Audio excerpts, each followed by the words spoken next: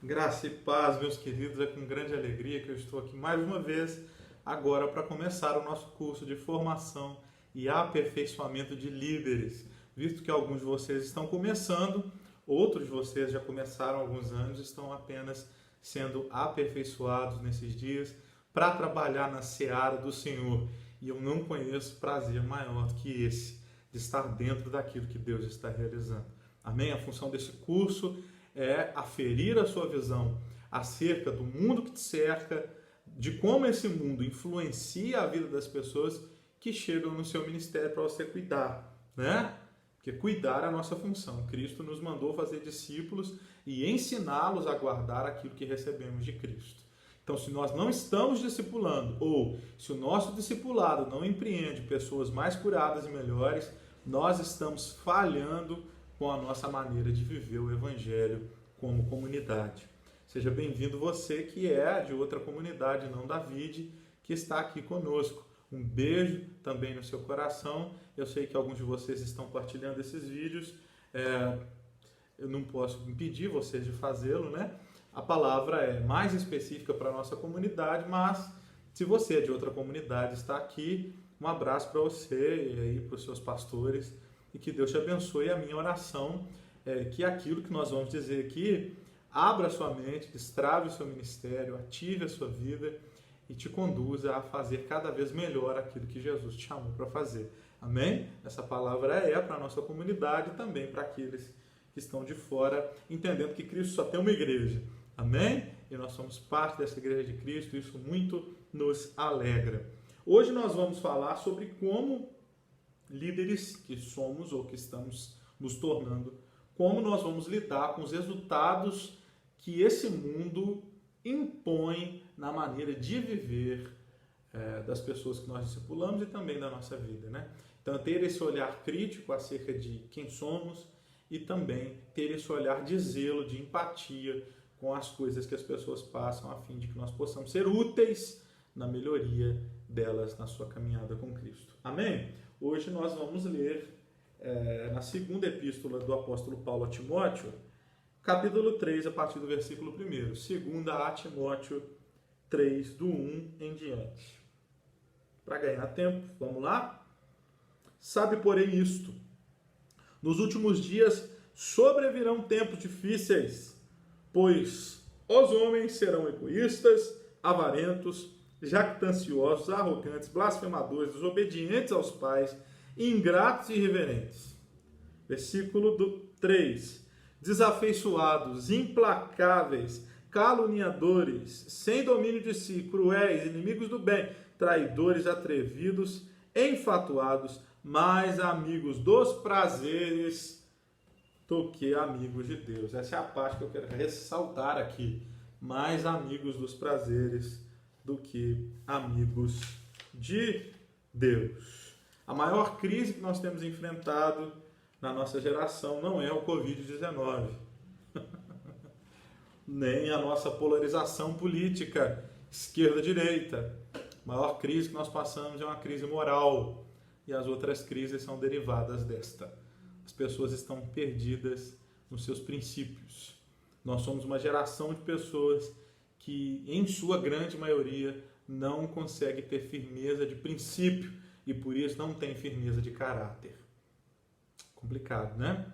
Então, pessoas que são inconstantes com seus princípios serão inconstantes com os seus sentimentos, serão inconstantes com as suas escolhas, serão, então, vagantes no mundo sem destino.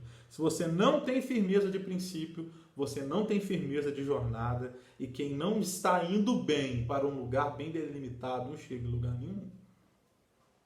Nossa função como líderes é dar às pessoas essa dimensão de sua origem, de Deus vieram, de onde estão, qual é esse momento da vida, que tipo de pessoas elas são, e que o nosso discipulado possa tratá-las, a fim de que curadas possam ter essa dimensão vocacional. Deus me chamou para uma obra específica, eu tenho um lugar dentro do corpo de Cristo, e assim apontarmos para elas destino. Então, uma liderança que funcione, ela precisa, tome nota disso, ela precisa estabelecer um ambiente de ativação vocacional, a fim de que as pessoas tenham destino de vida, mas também precisa ser uma liderança que coloca limites, que mostra para as pessoas até onde elas podem ir e devem ir, e até onde não podem e não devem. Isso é importante. Uma paternidade sem limite, ela é irresponsável acerca da vocação e do destino. E talvez isso seja nossa, digo nossa, porque somos parte da Igreja de Cristo e vemos de maneira muito clara esse erro acontecendo no nosso meio. As pessoas estão assumindo cargos de liderança sem terem responsabilidade com aquilo que são, com aquilo que estão se tornando, sem terem responsabilidade com serem transparentes, serem discipuladas por alguém. Isso é um problema sério, né? Então nós estamos passando nesta geração por uma grande inversão de valores, aonde o amor ao próximo, o amor a Deus vai ficando de lado e as pessoas são amantes apenas de si mesmas e em busca, assim, até de uma maneira incessante de prazer pessoal. E o Pernilongo chegou aqui, seja bem-vindo, Deus te abençoe. Só não me incomode. Não tem edição.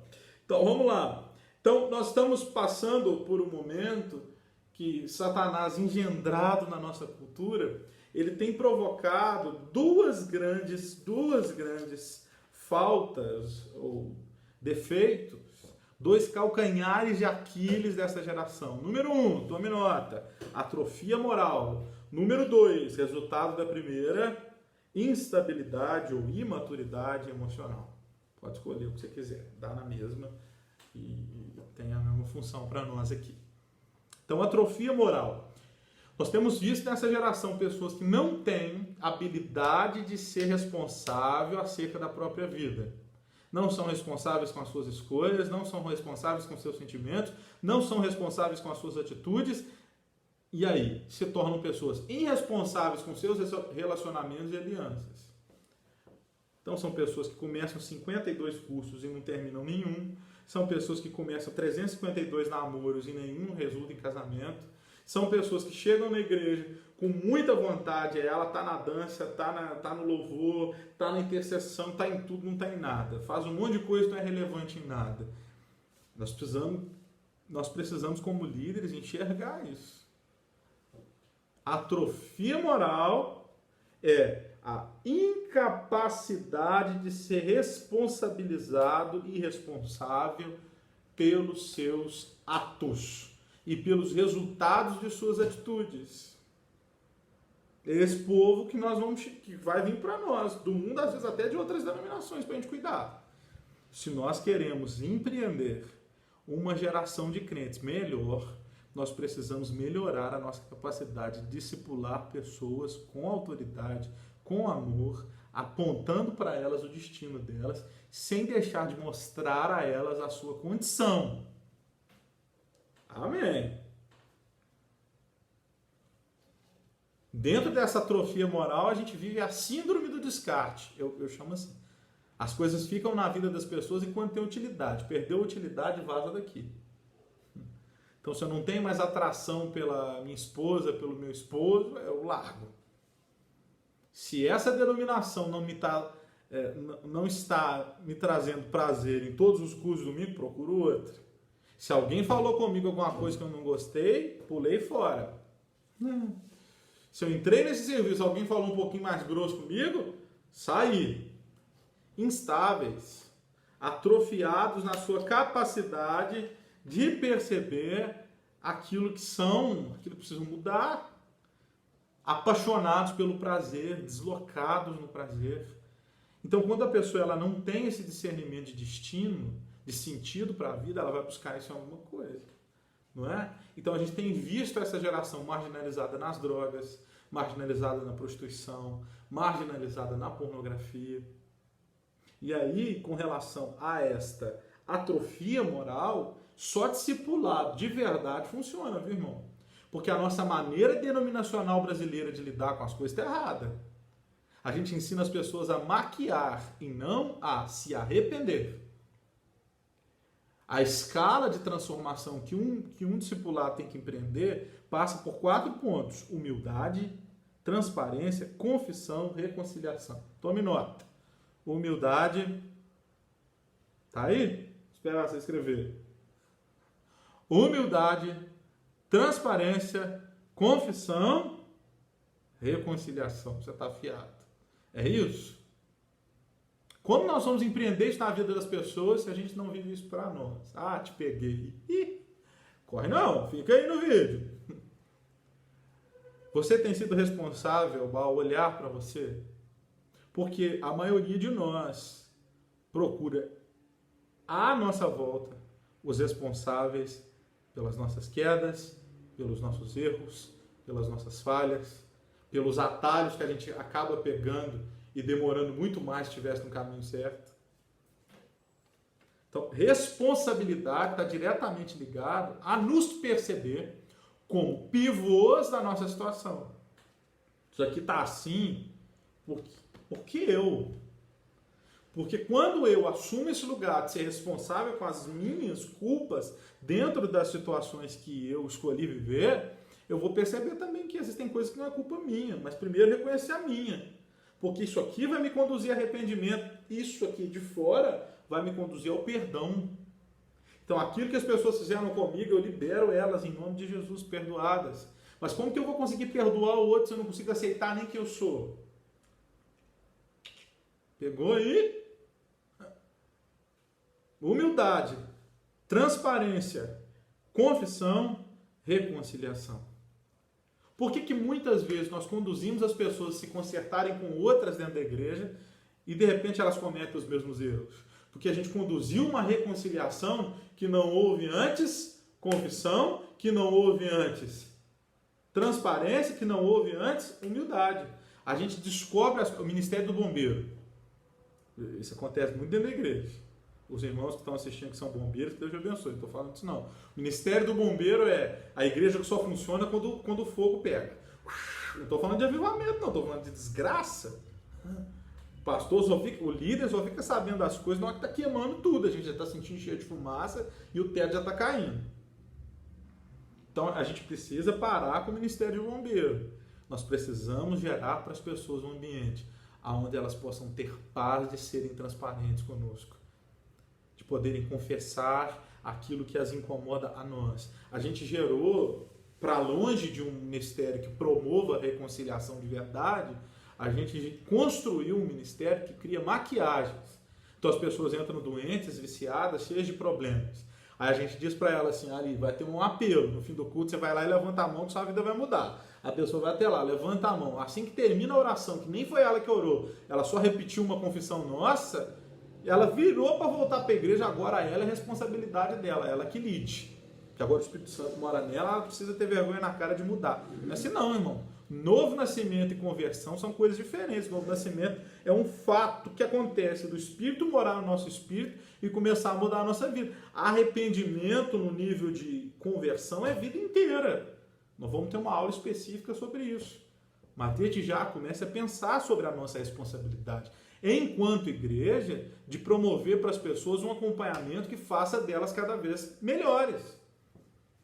Porque nós temos esses dois extremos dentro da igreja. Um extremo que acha que não tem que discipular porque se o Espírito Santo não faz, ninguém faz. E o outro que traz as pessoas, cria uma desculpa de discipulado, mas que não é discipulado nada. É só a maneira de fazer a igreja crescer. Então a gente pega uma pessoa completamente incapacitada, completamente doente, dá uma célula na mão dela para ela ser líder de não sei quem, de repente ela é 12, não sei o que, faz uma pirâmide gospel dentro da igreja, um monte de gente doente, um defecando na cabeça do outro. Aí, pastor, que pesado, pois é. Então a gente precisa chegar no meio. As pessoas foram chamadas para serem discipuladores? Sim, essa é a grande comissão da igreja. Precisamos empreender ambientes para que as pessoas cuidem de pessoas. Amém? Mas não para elas serem líderes, que vão ser líderes dos líderes, não para que elas se tornem pessoas importantes dentro da igreja. Cargo é diferente de encargo. Cargo eu posso dar para qualquer um. Encargo são pessoas que entendem a sua responsabilidade com determinado sistema, com determinada função. Eu tenho um encargo. Eu sou responsável por isso. Então as pessoas, para se tornar importante dentro das denominações, elas vão entrando em tudo quanto é ministério. E a gente vai dando oportunidade, né? Então a menina está na dança, está no louvor, ela faz tudo. O cara faz tudo. Ele toca, canta, sobe no palanque, prega, voa, pendura nas cortinas da igreja. Ele é tudo. Por quê? Porque essas pessoas estão atrofiadas nas suas emoções, atrofiadas nos seus princípios, completamente perdidas. Essa atrofia moral que nós temos vivido, ela está dentro da igreja, irmão. É claro que isso aqui tem função para a gente perceber, as pessoas estão vindo do mundo, mas será que as que estão vindo do mundo desse jeito estão sendo mudadas dentro das nossas denominações? Dura essa palavra, quem pode ouvi-la? Responsabilizar.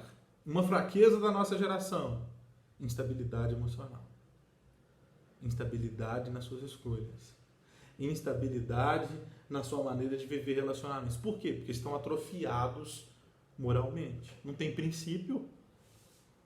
São amantes mais dos prazeres do que de Deus. Olha que coisa terrível. Nós estamos vivendo isso, irmão. Não tem como a gente tapar o sol com a peneira, não. Nós estamos passando por esse momento na igreja brasileira. E nós precisamos enfrentar isso com discipulado, com responsabilidade. As pessoas no mundo, quando elas não entendem o sentido da sua vida, elas vão se marginalizando nas drogas, na prostituição, na pornografia. Aí a gente traz elas para a igreja, que estão acostumadas a, quando não sentem sentido, buscar prazer em qualquer coisa. Elas vêm para a igreja, a gente não trata elas, e elas, em vez de fumar, elas entram no ministério de louvor. Eita glória! Louvado seja Deus, irmão. Tá pegando aí?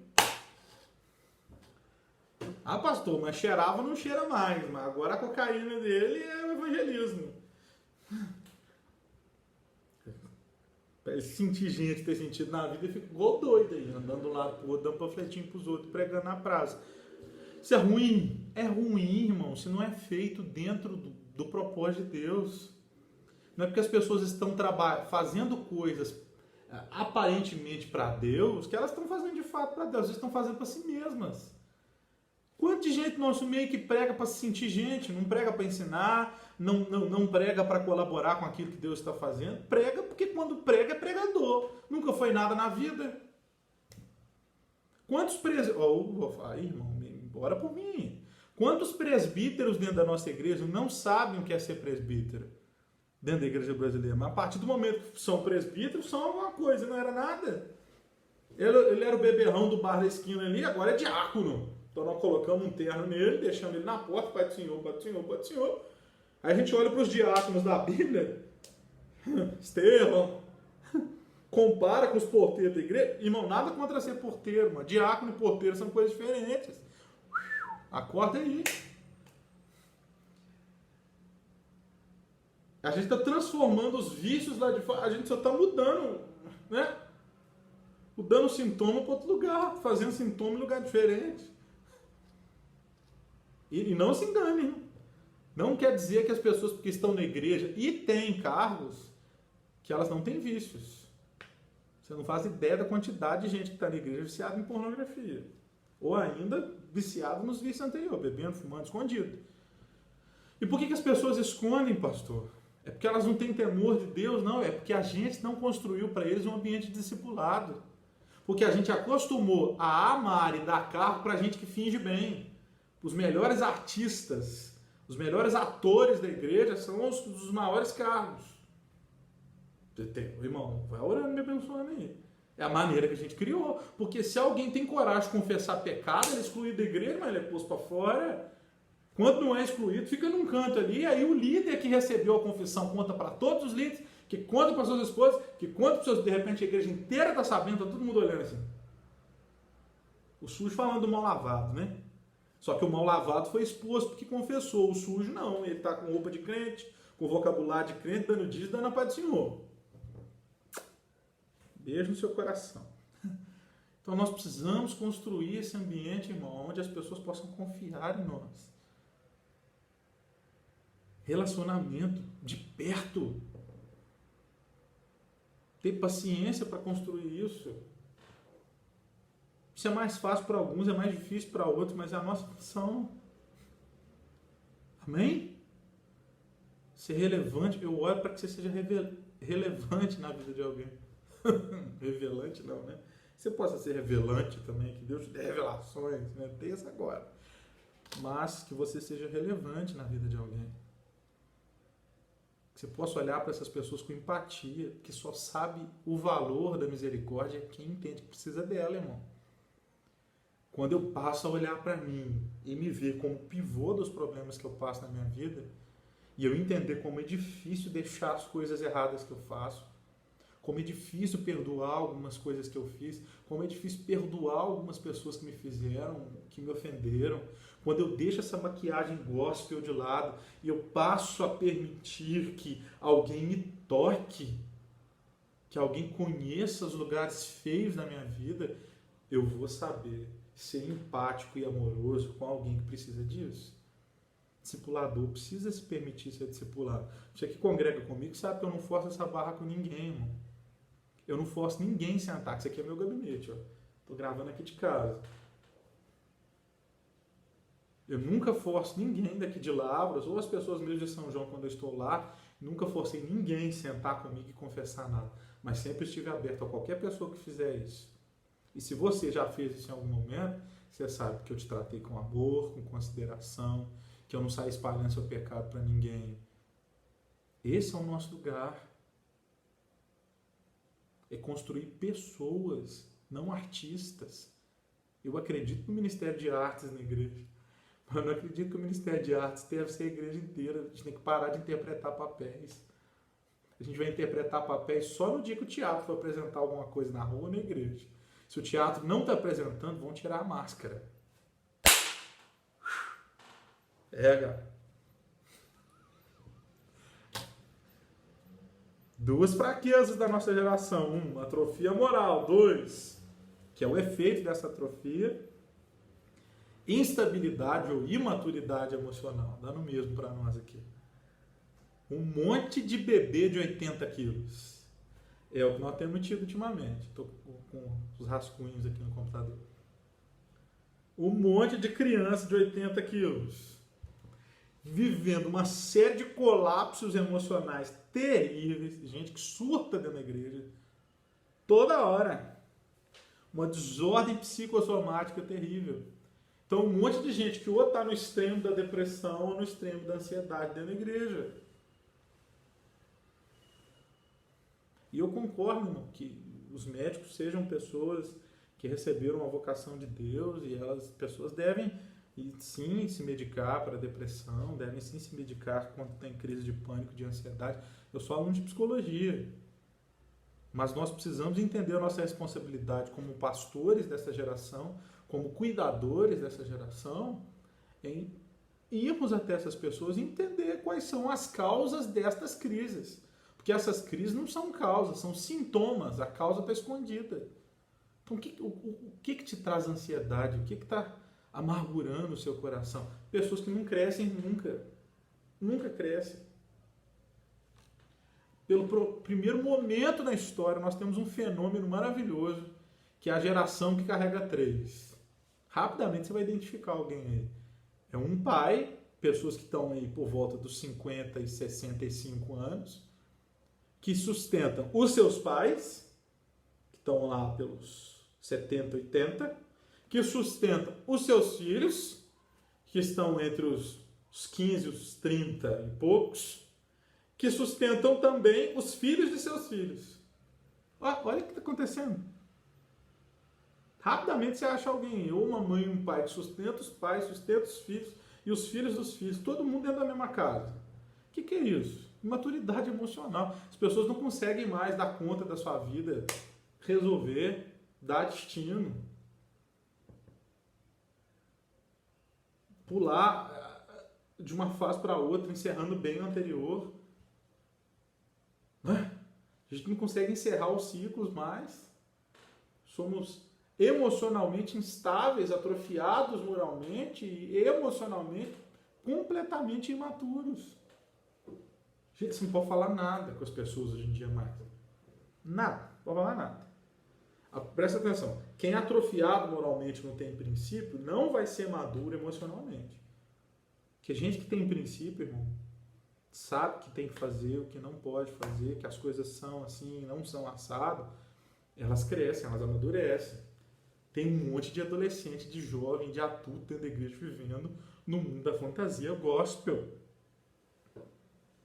Tem que tomar cuidado com isso. Você não pode falar nada com o povo mais, não é? Cheio de ilusão, completamente perdido. Nós precisamos dar uma resposta para isso. Você pode dizer amém? Então nós vamos ver os dois eixos principais desse mundanismo. Como essa atrofia moral e como essa imaturidade emocional tem se desenvolvido. Dois eixos. Eixo 1, a impureza. A impureza. Hoje em dia, irmão, é quase uma blasfêmia uma pessoa ser honesta. Falar de castidade hoje em dia é um tabu terrível. Engraçado, né?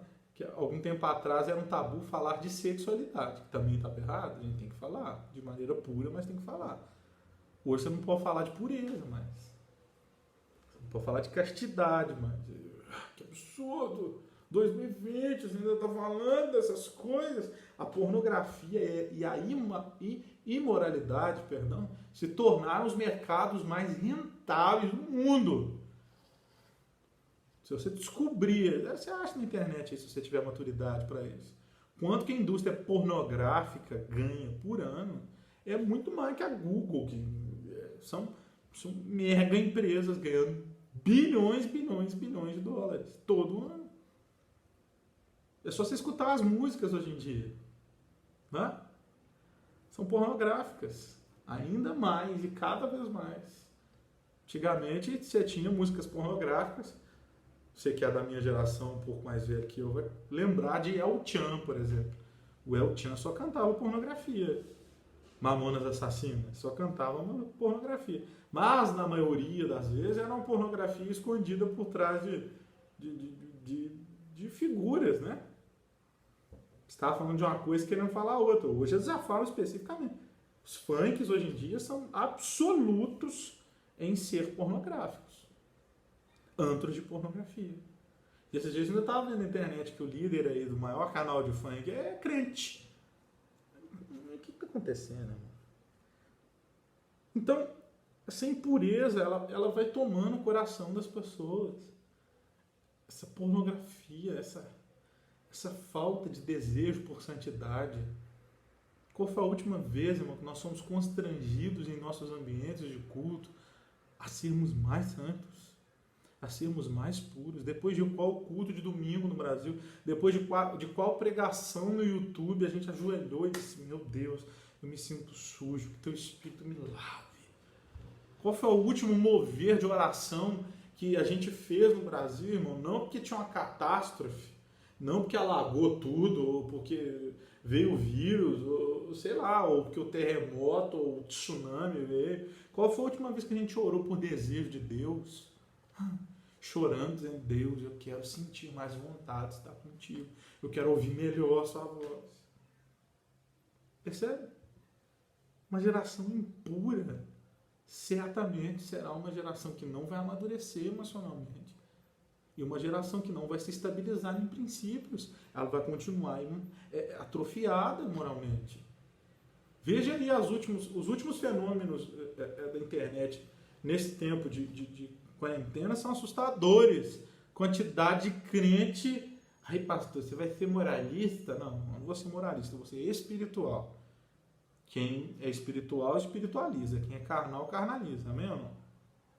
Se a gente olhar para os fenômenos que têm acontecido das lives de sertanejo, um monte de crente fazendo gif de corno, se declarando. Olha o momento que nós chegamos. Ser corno é bonito. Ter sido traído, ter sido abandonado, ter sido deixado, ter tido uma série de relacionamentos quebrados, não é para nós mais O movimento de arrependimento, de tristeza, de eu preciso mudar, eu preciso escolher melhor as pessoas que estão entrando na minha vida. Não, ser corno é bonito. Olha que momento a gente... E o tanto de crente, irmão, no story do Instagram, live da Marília Mendonça, live do não sei quem, live do não sei quem, versículo bíblico. O que é isso? Instabilidade, imaturidade. A gente não consegue separar uma coisa da outra, isso é coisa de criança. Criança que não sabe separar mundo lúdico, mundo fantasioso de mundo real. A gente não consegue mais. Por quê? Porque somos crianças emocionalmente, não sabe separar mais. Que ser de Deus vai implicar para nós não ser mais do mundo. Que quem ama as coisas do mundo não tem o amor de Deus em si. Primeira epístola de João. Não ameis o mundo, nem o que no mundo há, porque aquele que ama o mundo, o amor do Pai não está nele. O amor do Pai não está nele não quer dizer que o Pai não o ama. Quer dizer que o amor de Deus não mora na pessoa. Gente atrofiada. Gente imatura. Estão nas fileiras das nossas igrejas, irmão. Gastando horas para...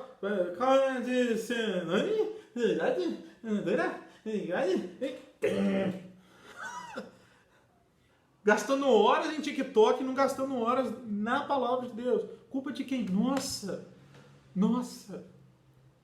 Que não temos empreendido um ambiente, irmão, de mostrar para as pessoas quem elas são no Senhor e para onde elas estão indo. Viramos um antro de discursos de entretenimento. Impura.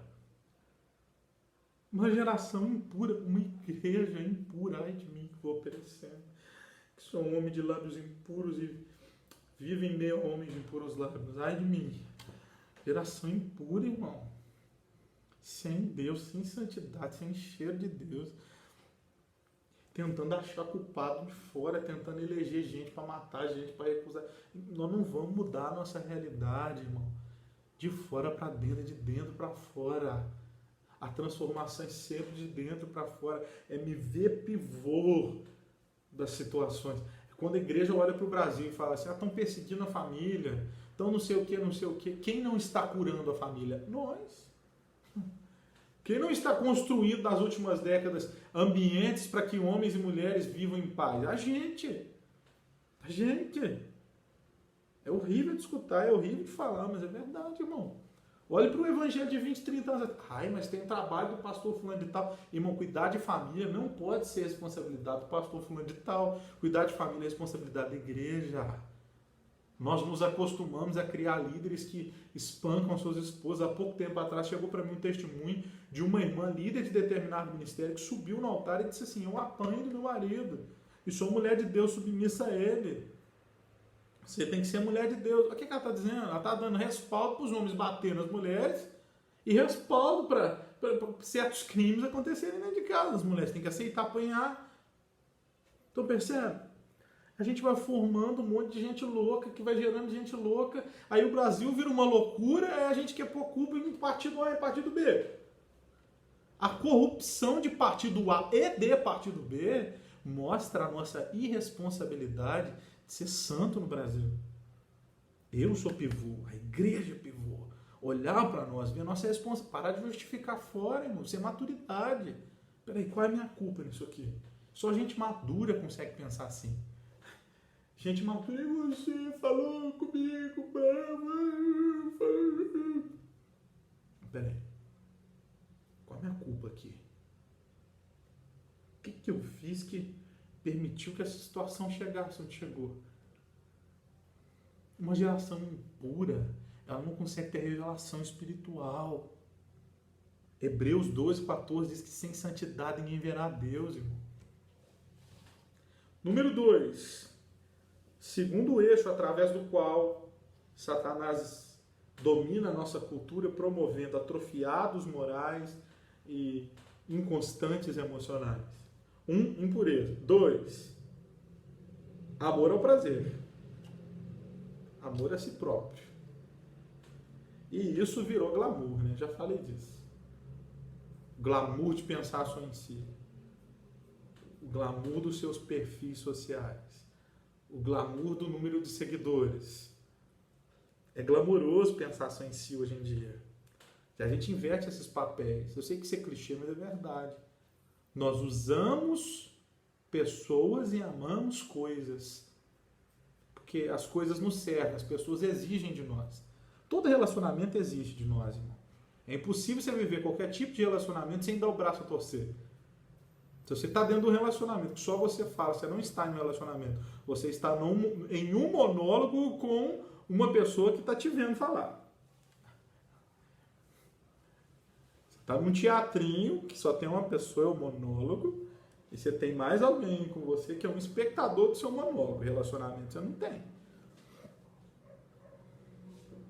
Difícil de falar, de ouvir, mas é verdade. Então nós precisamos desse discernimento de que nós precisamos voltar a amar pessoas e começar a usar coisas. As marcas se tornaram afirmadores de identidade. Vai pra você ver. Não é a mesma coisa você ter um J2, J3, J5 da Samsung e ter o último iPhone. A maçãzinha fala mais. Ah, mas que tem mais qualidade. Irmão, não é só a qualidade. Não é só a qualidade. A gente sabe que não é só a qualidade. Então, quando as marcas definem identidade, a gente percebe que as coisas valem mais que as pessoas. Porque são as coisas que determinam o que as pessoas são. Você mede a pessoa pela qualidade do carro. Você mede a pessoa pela qualidade do bairro que ela mora. Amamos coisas, usamos pessoas. As pessoas são definidas pelas coisas. Olha pra você ver. Amantes dos prazeres. Prazer de consumir. Prazer de ter. E só para mim um prazer. Então, através desses dois eixos, impureza e amor somente a si mesmo, né? Amor ao prazer pessoal, a gente constrói as duas fraquezas dessa geração, que é ser emocionalmente instável e atrofiada moralmente. Como que nós vamos destruir? Como nós vamos reconstruir? Melhor dizendo. Como que nós vamos promover maturidade e como nós vamos promover moral estável? Vamos passar para baixo. Santidade e amor ao próximo. Lá em Marcos 12, do 29 ao 34, Jesus é perguntado acerca de qual é o maior mandamento. Vocês conhecem esse texto? Não vou ler. E aí Jesus responde: o primeiro mandamento, o maior de todos, é amar a Deus sobre todas as coisas. O segundo, semelhante a esse, é amar o próximo como a ti mesmo. Perceba, aqui nós fechamos a nossa aula.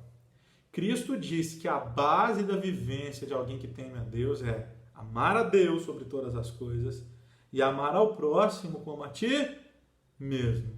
Mas os eixos que Satanás tem usado para corromper a nossa geração é, no lugar de amar a Deus, ele coloca impureza. Sem santidade, ninguém verá a Deus. Impureza. Ele cobre amar a Deus. Ele vai nos impedir de amar a Deus. Se ele nos impede de amar a Deus, nós não conseguimos amar o próximo.